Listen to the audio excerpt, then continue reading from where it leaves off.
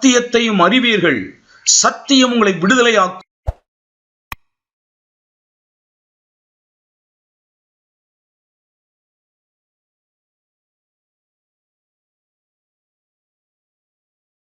கர்த்தருடைய வார்த்தைக்கு நேராக நம்முடைய இருதயங்களை நாம் திருப்பலாம்.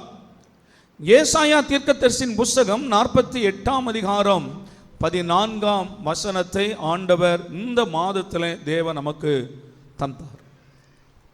ஏசாயா தீர்க்கதரிசியின் புஸ்தகம் 48ஆவது அதிகாரம் 14ஆவது வசனம். எல்லாரும் சேர்ந்து வாசிக்கலாமா? நீங்கள் எல்லாரும் கூடி வந்து கேளுங்கள், கர்த்தருக்கு பிரியமானவன் அவருக்கு சித்தமானதை பாபிலோனில் செய்வான். இந்த மாதத்தில் ஆண்டவர் நமக்கு தந்த வார்த்தை, கர்த்தருக்கு பிரியமானவன் அவருக்கு சித்தமானதை பாபிலோனில் செய்வான்.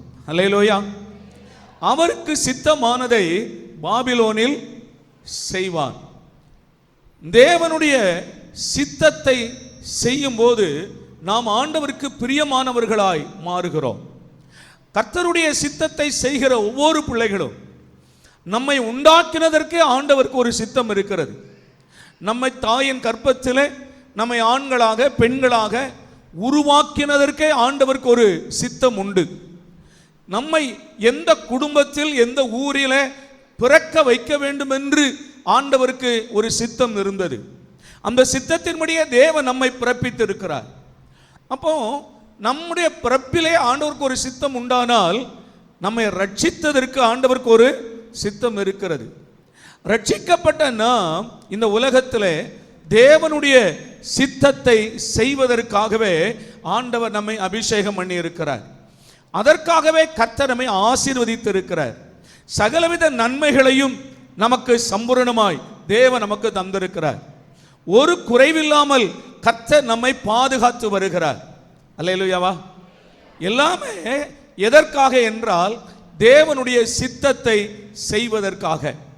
ஆண்டவராகிய இயேசு பிதாவின் சித்தத்தை இந்த பூமியிலே அவர் செய்து முடித்தார்.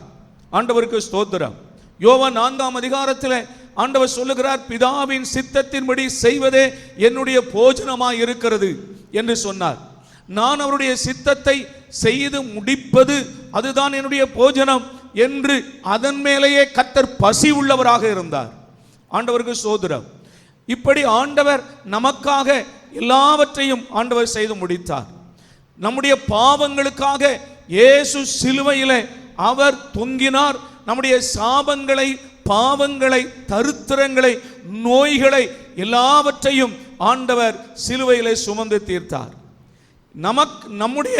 நம்முடைய பாவங்களுக்காக, நம்முடைய சாபங்களுக்காக, பாடுகளுக்காக நாம் இந்த உலகத்திலே செய்ய வேண்டியது எந்த பரிகாரமும் இல்லை. எல்லாவற்றையும் அவர் செய்து முடித்து விட்டார்.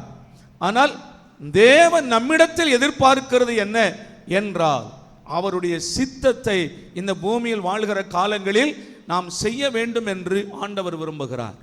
கர்த்தருக்கு பிரியமானவன் அவருக்கு சித்தமானதை எங்கே செய்வானா? பாபிலோனில் செய்வான். நான் கடந்த 2 வாரங்கள் உங்களோடு கூட நான் பேசி இருக்கிறேன். பாபிலோன் என்றால் விக்கிரகங்கள் நிறைந்த இடம்.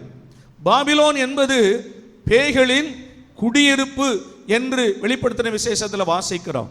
இன்றைக்கு வானத்தின் கீழே உலகமெங்கிலும் சபை தவிர, தேவனால் மீட்கப்பட்ட அவருடைய சபையை தவிர மற்ற எல்லா இடங்களும் பேய்களுடைய குடியிருப்பாகவும், ஆண் கொண்ட சாசானவன் எல்லா இடங்களிலும் ஆக்கிரமித்தவனாகவும் அதை ஆண்டு கொண்டிருக்கிறான். எல்லா மலைகளிலும் உலகங்களிலும் பல இடங்களிலே அவனுடைய ஆளுகை உலகம் முழுவதும் இருக்கிறது. ஆண்டவராகிய இயேசு சொன்னார், இந்த உலகத்தின் அதிபதி என்று அவனை குறித்து சொன்னார். பவுல் சொல்லுகிறார், இப்பிரபஞ்சத்தின் அதிபதி, இப்பிரபஞ்சத்தின் தேவன் என்றெல்லாம் பிசாசை குறித்து சொல்லுகிறது. ஆகையால் பூமி முழுவதும் பொல்லாங்கானுக்குள் விழுந்து கிடக்கிறது. இந்த பூமி சபை அல்லாமல் உலகத்தில் இருக்கிற எல்லா இடமும் பாபிலோன் தான்.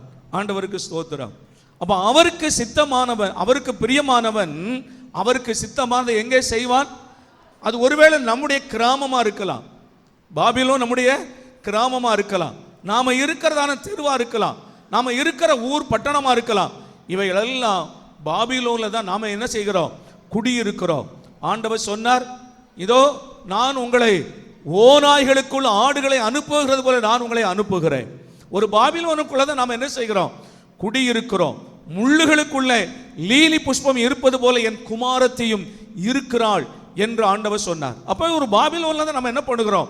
குடியிருக்கிறோம். இந்த பாபிலோனிலே கர்த்தருடைய சித்தத்தை, நீங்க இருக்கிறதான தெருவில், கிராமங்களிலே, நீங்கள் எங்கே இருக்கிறீர்களோ அங்கே எல்லாம் தேவனுடைய சித்தத்தை செய்வதற்காகவே ஆண்டவர் நம்மை தெரிந்து கொண்டிருக்கிறார். அல்லேலூயா. கடந்த வாரத்தில் பாபிலோனிலே சாத்ராக், மேஷாக், ஆபேத்நேகோ என்கிறதான வாலிபர்கள் பாபிலோனில் எப்படி தேவனுடைய சித்தத்தை செய்தார்கள் என்று சொன்னேன். இந்த வாரத்தில் நான் கொஞ்சம் மாற்றி நம்மை குறித்து சொல்ல போகிறேன். அடுத்த வாரத்தில் மறுபடியும் நான் பாபிலோனில் செய்யப்பட்டதான காரியங்களை உங்களுக்கு சொல்ல விரும்புகிறேன். ஆகையினால் தேவனுடைய பிள்ளைகள், நீங்கள் கவனிங்க. கர்த்தர் நம்மை, அவர் சகல பாடுகள் பட்டு நம்மை ஆண்டவர் மீட்டெடுத்தார், ரட்சித்தார். இந்த ரட்சிப்பிற்காக நம்ம எதையுமே செய்ய வேண்டியது இல்லை, எல்லாம் செய்து முடித்தார். ஆனால் ஒரே ஒரு காரியத்தை ஆண்டவர் நமக்கு சொல்லுகிறார். அதை நம்ம எல்லாரும் சேர்ந்து வாசிக்கலாம். இந்த காலை கொஞ்சம் வேகமாய் நான் உங்களுக்கு சொல்ல விரும்புகிறேன். மத்தேயு எழுதின சுவிசேஷம் 7ஆம் அதிகாரம் 21வது வசனத்தை ஆண்டவருடைய பிள்ளைகள் கவனிங்கள். மத்தேயு எழுதின சுவிசேஷம் 7வது அதிகாரம் 21வது வசனம். பரலோகத்தில் இருக்கிற என் பிதாவின் சித்தத்தின்படி செய்கிறவனே பரலோக ராஜ்யத்தில் பிரவேசிப்பானே அல்லாமல் என்னை நோக்கி கர்த்தாவே கர்த்தாவே என்று சொல்லுகிறவன் அதில் பிரவேசிப்பது இல்லை. ஆமென், அல்லேலூயா. இந்த வார்த்தை நல்லா கவனிங்க. நமக்காக ஜீவனை தந்து நம்மை மீட்டெடுத்து நம்முடைய பெயரை ஜீவ புஸ்தகத்தில் எழுதுவதற்கு உதவியாக இருந்த கர்த்தராகிய இயேசு சொல்லுகிறார், நீ ரட்சிக்கப்பட்டாய், அதில் எந்த சந்தேகம் இல்லை. நீ மீட்கப்பட்டு விட்டாய், உன்னுடைய நாமங்கள் ஜீவ புஸ்தகத்தில் எழுதப்பட்டு இருக்கிறது, நீ ஆசீர்வதிக்கப்பட்டவனாய் இருக்கிறாய். ஆனால் பரலோகத்துக்குள் நீ வர வேண்டுமானால், தேவனுடைய ராஜ்யத்தில் நித்திய ஜீவனை பெற்று நீ அங்கே சதா காலமும் நான் இருக்கிற இடத்துல என்னோடு கூட நீ அங்கே வாழ வேண்டுமானால், திட்டவட்டமாய் ஆண்டவர் சொல்லுகிறார், என்னை நோக்கி கர்த்தாவே கர்த்தாவே என்று கூப்பிட்டு கொண்டு இருக்கிறவன் அதில் பிரவேசிக்கிறது இல்லை. அல்லேலூயா. அதில் பிரவேசிக்கிறது இல்லை. அதுக்கு மேல சொல்லுகிறார், பரலோகத்தில் இருக்கிற என் பிதாவின் சித்தத்தின்படி செய்கிறவரே பரலோக ராஜ்யத்தில் பிரவேசிப்பான். ஆமென் சொல்லுங்க. அல்லேலூயா. அதனால்தான் வேதம் சொல்லுகிறது, அழைக்கப்பட்டவர்கள் அநேகர், தெரிந்து கொள்ளப்பட்டவர்கள் பரலோகத்தில் இருக்கிற பிதாவின் சித்தம் செய்கிறவர்கள். அது இடுக்கமான வாசல் என்று ஆண்டவர் சொன்னார். கவனிங்க. இன்னைக்கு உலகமெங்கிலும் ஐஸ்வர்யத்தையும் உலகமெங்கிலும் இந்த உலக வாழ்க்கையும் குறித்து பிரசங்கிக்கிற கூட்டங்கள் பெருகிக் கொண்டிருக்கிற போது கர்த்தருடைய வார்த்தையை சொல்லுகிற, இல்லாத பரலோகத்துக்குரிய வார்த்தைகளை சொல்லுகிற சில சபைகளை இந்த பூமியில கர்த்தர் வைத்திருக்கிறார். அதுல கல்லிடை குறிச்சி சபையும் ஒன்றாக இருக்கிறதுக்காய் கர்த்தருக்கு ஸ்தோத்திரம். அல்லேலூயா. நல்லா கவனிங்க. ஆண்டவர் சொல்லுகிறார், பரலோகத்தில் இருக்கிற என் பிதாவின் சித்தத்தின்படி செய்கிறவனே அல்லாமல், இல்லையா? அப்ப நாம் பரலோக ராஜ்யத்திற்குள்ள எடுத்துக்கொள்ளப்பட வேண்டுமானால் ஒன்று நம்முடைய மரணம், இல்லாவிட்டால் கர்த்தருடைய வருகை. இங்கே நாம் பரலோக ராஜ்யத்துக்குள்ள பிரவேசிக்க வேண்டுமானால் உங்களுக்கும் எனக்கும் சொல்லப்பட்டிருக்கிற மிக முக்கியமான ஒன்று, உலகமெங்கிலும் இருக்கிறவர்களுக்கு சொல்லப்பட்டிருக்கிற வார்த்தை என்ன? பரலோகத்தில் இருக்கிற என் பிதாவின் சித்தத்தின்படி செய்கிறவனே அல்லாமல். ஆமென். அப்படின்னா நம்ம எல்லாரும் எதை செய்யணுமா? பரலோகத்தில் இருக்கிற பிதாவினுடைய சித்தத்தின்படி செய்யணும். சரி, பரலோகத்தில் இருக்கிற பிதாவின் சித்தத்தின்படி செய்ய வேண்டுமானால் பரலோகத்தில் இருக்கிற பிதாவினுடைய சித்தம் என்ன? பரலோகத்தில் இருக்கிற பிதாவின் சித்தம் என்னதென்று தெரிந்தாதானே நாம் அதை செய்ய முடியும். அதற்காகத்தான் கர்த்தர் சபையை வைத்திருக்கிறார். அல்லேலூயா. சரி, அப்போஸ்தலனாகிய பவுல் ஒரு சிறந்த தேவ மனிதன். அவருடைய ஊழியத்தில் ஆயிரக்கணக்கான சபைகள் ஸ்தாபிக்கப்பட்டது, ஆயிரக்கணக்கான மக்கள் ரட்சிக்கப்பட்டார்கள். அவருடைய பிந்திய காலத்தில் சுவிசேஷத்தின் நிமித்தம் அவர் ரோமாபுரி சிறையிலே அடைக்கப்பட்டார். அந்த சிறையில் இருக்கிற காலங்களில் சபைகளுக்கு கடிதங்களை எழுதி தேவனுடைய சமூகத்தில் காத்திருந்து ஆவியானவர் சொன்ன வார்த்தையை நிருபங்களாக எழுதி சபைகளுக்கு அனுப்பினார். அப்படி சிறையிலிருந்து எழுதப்பட்ட கடிதங்கள் அநேக கடிதங்கள், கிட்டத்தட்ட அவர் எழுதின நிருபங்கள் 14 நிருபங்கள். அதில் அதிகமான நிருபங்கள் எல்லாமே சிறையிலிருந்து எழுதப்பட்ட கடிதங்கள் தான். அதில் ஒன்று எபேசியருக்கு எழுதின நிருபம். அந்த எபேசியருக்கு நிருபத்தில் 5ஆம் அதிகாரம் 17வது வசனத்தை நம்ம எல்லாரும் வாசிக்கலாம். எபேசியருக்கு எழுதின நிருபம் 5ஆம் அதிகாரம் 17வது வசனம். ஆகையால் நீங்கள் மதியற்றவர்களாய் இராமல் கர்த்தருடைய சித்தம் இன்னதென்று உணர்ந்து கொள்ளுங்கள். எல்லாருடைய பிள்ளைகள் இந்த வார்த்தையை கவனமாய் கவனிங்க. பவுல் அவர் மூலமாய் எபேசு சபை ஸ்தாபிக்கப்பட்டது. வெளிப்படுத்தின விசேஷத்தில் 7 சபைகளில் முதலாவது எழுதின ஆவியானவர் எழுதின முதல் சபை எதுதான்? எபேசு சபைக்கு எழுதுகிறதாவது இந்த எபேசு சபைதான்.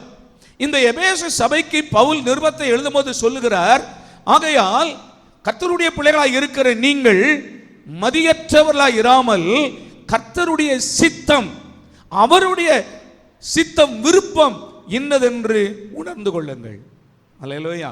இதைத்தான் ஆண்டவராகிய இயேசு என்ன செய்கிறார்? சொல்லுகிறார். நீ என்னை நோக்கி கர்த்தாவே கர்த்தாவே என்று சொல்லுகிறதுனால பிரயோஜனம் இல்லை. நீ பூமிக்குரிய நன்மைகள் எல்லாம் பெற்று வாழ்கிறாய், நல்லது. என்னுடைய நாமத்திலே பிசாசுகளை துரத்துகிறாய், என்னுடைய நாமத்தினாலே அற்புதங்களை செய்கிறாய், நாமத்தினாலே நீ விரும்புகிறதெல்லாம் பெற்றுக்கொள்கிறாய். ஆனால் பரலோகத்துக்குள்ள போக வேண்டுமானால் பரலோகத்தில் இருக்கிற பிதாவின் சித்தத்தின்படி நீ செய்யணும். பவுல் சபைக்கு சொல்லுகிறார், நீங்கள் மதியற்றவர்களாய் இராமல் கர்த்தருடைய சித்தம் இன்னதென்று உணர்ந்து கொள்ளுங்கள். ஆமென் சொல்லுங்க சத்தமா. அல்லேலூயா. கர்த்தருக்கு பிரியமானவன் அவருக்கு சித்தமானதை பாபிலோனிலே செய்வான். அப்ப ஆண்டவருடைய சித்தம் என்ன? ஒரு 3 காரியங்களை மட்டும் நான் வேகமாய் சொல்லிவிடுகிறேன் இந்த கால வேளையில. பரலோகத்தில் இருக்கிற பிதாவினுடைய சித்தம் என்ன? 3 காரியம் சொல்றேன். 1 தீமோத்தேயின் புஸ்தகம் 2ஆம் அதிகாரம் 4வது வசனம். 1 தீமோத்தேயின் புஸ்தகம் 2வது அதிகாரம் 4வது வசனம். எல்லா மனுஷரும் ரட்சிக்கப்படவும் சத்தியத்தை அறிகிற அறிவை அடையவும் அவர் சித்தம் உள்ளவராய் இருக்கிறார். எல்லாரும் சத்தம் ஆமென் சொல்லுங்க. அல்லேலூயா. தேவன் என்ன சித்தம் உள்ளவராய் இருக்கிறார்? எல்லா மனுஷரும் ரட்சிக்கப்படவும். இதுதான் தேவனுடைய சித்தம். ஆமா தானே? அல்லேலூயா. எல்லா மனுஷரும் ரட்சிக்கப்படணும். ஒரு குடும்பத்தில் ஒருவர் ரட்சிக்கப்பட்டிருக்கலாம், மற்றவர்கள் இன்னும் மனம் திரும்பாமல் இருக்கலாம், ரட்சிக்கப்படாமல் இருக்கலாம். ஆனால் தேவனுடைய சித்தம் என்ன? அந்த குடும்பத்தில் இருக்கிற எல்லாரும் ரட்சிக்கப்படவும். உங்க ஸ்கூல்ல இருக்கிற, காலேஜில் இருக்கிற பிள்ளைகளில் சில ரட்சிக்கப்பட்ட பிள்ளைகளா இருக்கலாம். ஆனால் உங்க காலேஜில் இருக்கிற நூற்றுக்கணக்கான ஆயிரக்கணக்கான பிள்ளைகள் ரட்சிக்கப்படாதவர்களாக இருக்கலாம். அவர்களையெல்லாம் நீ பார்க்கும்போது தேவனுடைய சித்தம் என்ன என்பதை நீ உணர்ந்து, எனக்கு முன்னால இருக்கிற பிள்ளைகள் ஆண்டவரை இன்னும் ரட்சிக்கப்படல, என் புருஷன் இன்னும் ரட்சிக்கப்படல, என் மனைவி ரட்சிக்கப்படல, என் குடும்பத்தில் உள்ள மற்றவர்கள் ரட்சிக்கப்படவில்லை என்று நீ பாரப்படுகிற, இல்லாவிட்டால் கர்த்தருடைய சித்தம் இன்னதென்று அறிந்து கொள்ள வேண்டும் என்று தேவன் விரும்புகிறார். முதலாவது எல்லா மனுஷரும் ரட்சிக்கப்பட தேவன் சித்தம் உள்ளவராய் இருக்கிறார். அல்லேலூயா. வேதம் சொல்லுகிறது, ஒருவரும் கெட்டு போகிறது பரலோகத்தில் இருக்கிற உங்கள் பிதாவின் சித்தம் அல்ல. ஆமென். எப்படி ரட்சிக்கப்படுவாங்க? எல்லாம் கவனிங்க. எல்லா மனிதரும் ரட்சிக்கப்பட வேண்டுமே. எப்படி ரட்சிக்கப்படுவது? ஆண்டவர் வந்து அவர்களுக்கு சுவிசேஷத்தை சொல்லுவாரா? இல்ல தேவ தூதனை அனுப்பி காபிரியேல் மரியாள் வீட்டுக்கு போய் சொன்னது போல இந்த கல்லடை குறிச்சல எல்லா இடங்களுக்கும், அம்பாசமுத்திரம் தாலுகாவில் திருநெல்வேலி மாவட்டத்தில் நீ போய் சுவிசேஷத்தை சொல்லு என்று தூதர்கள் அனுப்பப்படுவார்களா? ஆமென். எல்லா மனிதரும் ரட்சிக்கப்பட வேண்டும். இதுதான் பரலோகத்தில் இருக்கிற பிதாவினுடைய சித்தம். கர்த்தருக்கு பிரியமானவன் அவருக்கு சித்தமானதை பாபிலோனில் செய்வான். அப்போ யார் செய்கிறது? உங்களுக்கு எதிரே இருக்கிற ஒரு மனிதர் ரட்சிக்கப்படலை, உங்க வீட்டுக்கு எதிரே இருக்கிற ஒரு நபர் ரட்சிக்கப்படலை, உங்க தெருவில் இருக்கிற மக்கள் ரட்சிக்கப்படலை, உங்க குடும்பத்தில் இருக்கிற பிள்ளைகள் ரட்சிக்கப்படலை. அந்த ஆண்டவருடைய சித்தம் என்ன? எல்லாரும் ரட்சிக்கப்படணும். அல்லேலூயா. எல்லாரும் ரட்சிக்கப்படணும். இதுதான் தேவ சித்தம். அப்போ அங்கே நம்முடைய பொறுப்பு என்ன? தேவன் செய்ய வேண்டியதை எல்லாம் செய்து முடித்து விட்டார். இனி ரட்சிப்பிற்காக தேவன் செய்ய வேண்டியது எதுவும் இல்லை. யோவான் எழுதின சுவிசேஷம் 20ஆம் அதிகாரத்தில் நம்ம எல்லாரும் வாசிக்கிறோம். முடிந்தது என்று சொல்லி தன் ஆவியை பிதாவிடத்தில் ஒப்புவித்தார். எல்லாவற்றையும் செய்து முடித்து விட்டார். எதை செய்ய வேண்டுமோ எல்லாவற்றையும் செய்து முடித்து விட்டார். எதற்காக? ரட்சிப்பிற்காக. இனி அவர் செய்ய வேண்டியது எதுவுமே இல்லை. அவர் ரட்சிப்பிற்காக இனி செய்ய வேண்டியது யாரு சொல்லுங்க? தேவனுடைய சித்தம் என்ன? எல்லாரும் ரட்சிக்கப்படணும். இதில் ஆண்டவர் நம்மை எதற்கு உங்க குடும்பத்தில் ஆண்டவர் ரட்சித்து வைத்திருக்கிறார்? உங்க குடும்பத்தில் உங்களை விட நல்லவர்கள் இருக்கிறாங்க தெரியுமா? உங்களை விட நல்லவர்கள் இருக்கிறாங்க. உங்களை விட அன்பானவர்கள், நல்ல சுபாவம் உள்ளவர்கள் உங்க வீட்டில் இருக்கிறாங்க. ஆனால் அவர்களையெல்லாம் கர்த்தர் ரட்சிக்காமல் உங்களை ஆண்டவர் ரட்சித்தாரே, அதனுடைய நோக்கம் என்ன? உங்களை ரட்சித்ததற்கு தேவனுடைய நோக்கம் ஒன்று உண்டு, அப்படிதானே? அல்லேலூயா. அப்போ அந்த ரட்சிக்கப்படாமல் இருக்கிற அவர்களுக்கு தேவனுடைய சித்தத்தை நீங்க விளங்கி கொண்டு, ஆண்டவர் எல்லா மனுஷனும் நான் முன்னால இருக்கிற இவங்க ரட்சிக்கப்படணும், இதுதான் உங்க சித்தம். ஆனா நான் என்ன செய்யணும்? நான் என்ன செய்யணும்? பவுல் சொல்லுகிறார், வாசிக்கலாமா? இல்ல, பேதுரு சொன்ன வார்த்தை நான் உங்களுக்கு சொல்லுகிறேன். 1 பேதுருவின் புஸ்தகம், திருப்பிக் கொள்ளுவோம், 2ஆம் அதிகாரம். 1 பேதுரு 2ஆம் அதிகாரம் 9வது வசனம். 2 பேதுரு 2:9. நீங்களோ, கவனிங்க, ரட்சிக்கப்பட்ட நீங்களோ உங்களை அந்தகாரத்தினின்று, ஒரு காலத்தில் நீங்கள் அந்தகாரத்தில் இருந்தீர்கள், பாவ இருளில் இருந்தீர்கள், உளையான சேற்றில் இருந்தீர்கள். கர்த்தர் உங்களை ஆச்சரியமான ஒளியினிடத்திற்கு வரவழைத்தவருடைய புண்ணியங்களை அறிவிக்கும்படிக்கு, கவனிங்க கவனிங்க, புண்ணியங்களை சொல்லுங்க. யார் அறிவிக்கிறது? காபிரியல் தூதனா? சொல்லுங்க. அமெரிக்காவிலிருந்து வருகிறதான மிஷனரிகளா? ஒரு காலத்தில் நாம ரட்சிக்கப்பட முன்பு பெற்று நம்முடைய முன்னோர்கள் யாரும் ரட்சிக்கப்படுகிற காலத்திற்கு முன்பு ஆண்டவர் தோமா அப்போஸ்தலனை ஆண்டவர் நம்முடைய இந்தியாவிற்கு அனுப்பினார். சுவிசேஷத்தை கொண்டு வரும்படி அனுப்பினார். அநேக மிஷனரிகளை தேவன் அனுப்பினார். வேதாகமத்தை மொழிபெயர்க்கிறதற்கு சீகன் பால் போன்றதான தேவ பிள்ளைகளை அனுப்பினார். ஆனால் இன்றைக்கு கோடிக்கணக்கான ஆட்கள் இந்தியாவில் ரட்சிக்கப்பட்டிருக்கிறோம். கிராமங்கள ஆட்கள் ரட்சிக்கப்பட்டிருக்கிறோம். இன்றைக்கு ஆண்டவர் சொல்லுகிற அவருடைய புண்ணியங்களை, அவருடைய புண்ணியம் எது? நீ பாவியாய் இருக்கிறாய், உனக்காக ஒருவர் கல்வாரி சிலுவையிலே உன் பாவங்களை சுமந்து ஆண்டவர் உனக்காக இரத்தம் சிந்தி மரித்திருக்கிறார். நீ பாடுபட வேண்டாம், நீ நரகத்திற்கு போக வேண்டாம், பாவத்தோடு மரிக்க வேண்டாம், அவர் உன் பாவங்களை நம் சிலுவையிலே சுமந்து தீர்த்து விட்டார் என்ற அவருடைய புண்ணியங்களை அறிவிக்கும்படி கர்த்தர் என்ன செய்திருக்கிறாரா? தெரிந்து கொண்டிருக்கிறார். அல்லேலூயா. அப்போ எல்லா மனுஷரும் ரட்சிக்கப்படுகிறதற்கு யாரை ஆண்டவர் சார்ந்திருக்கிறார்? சொல்லுங்க, கரங்களை உயர்த்தி சொல்லுங்க. நம்மை தான் சார்ந்திருக்கிறார். யார் சொல்லணும்? நம்ம தான் சொல்லணும். இது யாருடைய சித்தம்? இதுதான் பரலோகத்தில் இருக்கிற பிதாவினுடைய சித்தம். இந்த பரலோகத்தில் இருக்கிற பிதாவின் சித்தத்தின்படி செய்கிறவனே அல்லாமல் பரலோக ராஜ்யத்தில் ஒருவனும் பிரவேசிக்க மாட்டார். இது நல்ல விளங்கெடுங்க. அல்லேலூயா, அல்லேலூயா. இது ஏன் என்றால் பவுல் சொல்லுகிறார், இது நம்மேல் விழுந்த கடமை. சுவிசேஷத்தை அறிவிப்பது நம்மேல் விழுந்த கடமை. ரட்சிக்கப்பட்ட ஒவ்வொரு பிள்ளைகள் மேலும் பிதாவின் சித்தம் என்ன என்றால், ரட்சிக்கப்படாத நம்முடைய குடும்பத்தில் இருக்கிற மற்றவர்களுக்கு ரட்சிப்பை குறித்து சொல்லுவது நம்மேல் விழுந்த கடமை. இதை நான் தொடர்ந்து உங்களுக்கு நான் முழுகிற ஜெபத்தில் இன்னும் தெளிவாக நான் சொல்ல விரும்புகிறேன். அப்ப கவனிங்க, முதலாவது தேவனுடைய சித்தம் என்ன என்றால், எல்லா மனிதரும் ரட்சிக்கப்படவும் சத்தியத்தை அறிகிற அறிவை அடையவும் தேவன் சித்தமுள்ளவராக இருக்கிறார். ரட்சிக்கப்பட்டிருக்கிற நாம், கவனிங்க, ரட்சிக்கப்பட்டிருக்கிற நாம் முடிவு பரியந்தம் நிலை நிற்க கர்த்தர் கிருபை தருவாராக. மத்தேயு எழுதின சுவிசேஷம் 24ஆம் அதிகாரம் 13ஆம் வசனத்தை வாசித்து விடுவோம். மத்தேயு எழுதின சுவிசேஷம் 24ஆம் அதிகாரம் 13ஆம் வசனம். முடிவு பரியந்தம் நிலை நிற்பவனே ரட்சிக்கப்படுவான். சத்தமா சொல்லுங்க, அல்லேலூயா. யார் ரட்சிக்கப்படுவான்? நாம எப்படி ரட்சிக்கப்பட்டோம்? விசுவாசித்து பாவங்களை அறிக்கையிட்டு கர்த்தரே தெய்வம் என்று ஏற்றுக்கொண்டு என் பாவங்களுக்கு இயேசு மரித்தார் என்று விசுவாசித்து ஞானஸ்நானம் பெற்றவன் ரட்சிக்கப்படுவான். இப்படிதான் ரட்சிக்கப்பட்டோம்.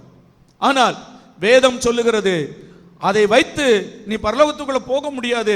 கர்த்தர் உன்னை ரட்சித்தது உண்மைதான். நம்ம ஏன்னா கள்ளன் மாதிரி உடனே உலகத்தின் ஓட்டத்தை முடிக்க முடியாது. இந்த உலகத்தில் தான் வாழப்போகிறோம்.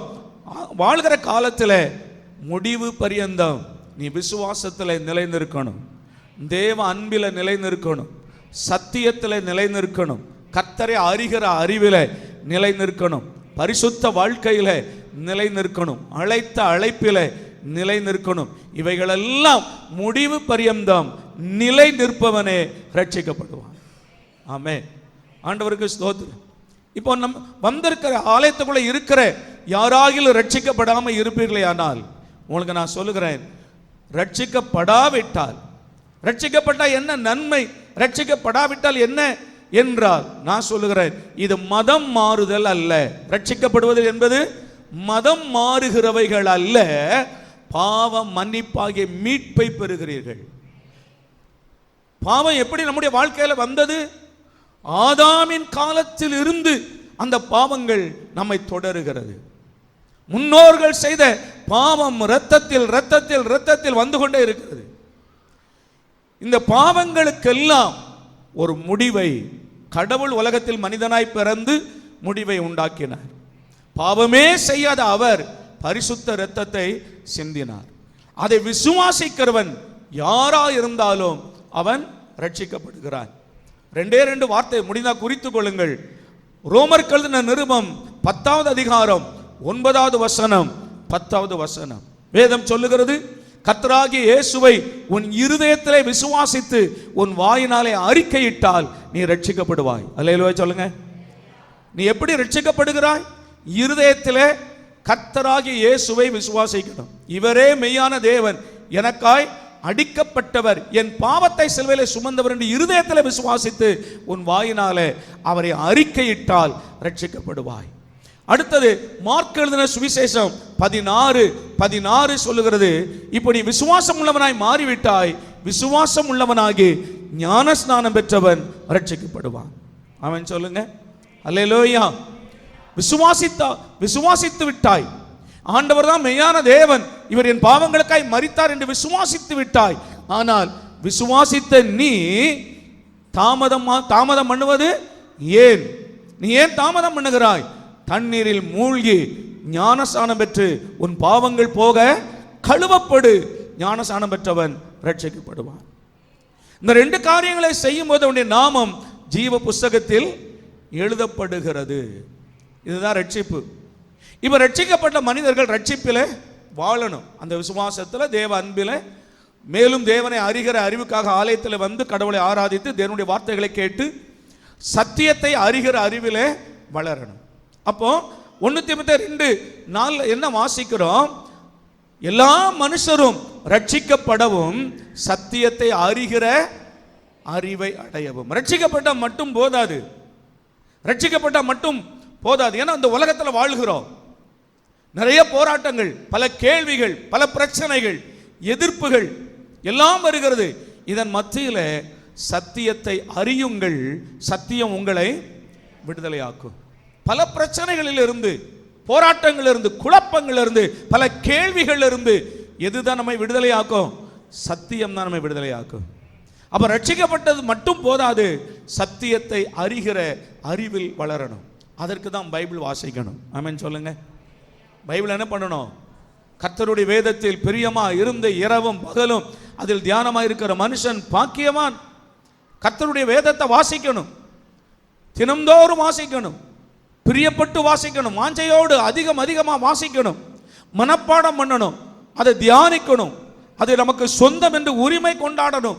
ஆண்டவருக்கு ஸ்தோத்திரம். கர்த்தர் சத்தியத்தின் மூலமாய் நம்மை ஆண்டவர் விடுதலை செய்கிறவராய் இருக்கிறார். அப்போ பைபிள் சொல்லுது, சத்தியத்தை அறிகிற அறிவை அடையவும் அவர் சித்தமுள்ளவராய் இருக்கிறார். இது நம்பர் 1. இரண்டாவது, தேவனுடைய சித்தம் என்ன? 2 தெசலோனிக்கரின் புத்தகம் 5ஆம் அதிகாரம் 18வது வசனம். எல்லாரும் வாசிக்கலாமா? 1 தெசலோனிக்கரின் புத்தகம் 5ஆம் அதிகாரம் 18வது வசனம்.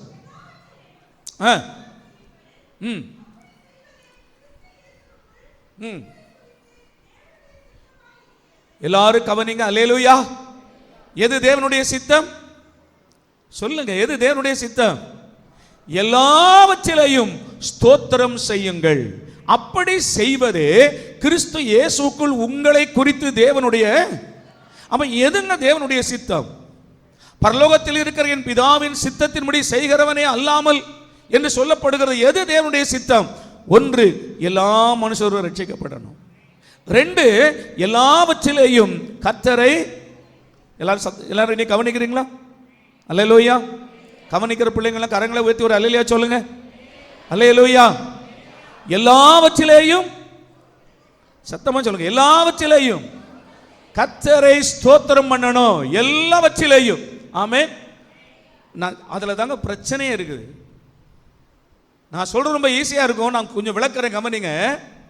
எல்லாவற்றிலையும் ஸ்தோத்திரம் செய்வதுதான் தேவனுடைய சித்தம். ஆனால் எல்லாவற்றிலும் ஸ்தோத்திரம் செய்கிறோமா, செய்ய முடிகிறதா என்றால் கேள்விக்குறிதான். உதாரணத்துக்கு ஆண்டவர் பைபிள்ல ஒரு குடும்பத்தை வச்சிருக்கிறார். எக்ஸாம்பிளுக்கு ஒரு குடும்பத்தை வச்சிருக்கிறார்.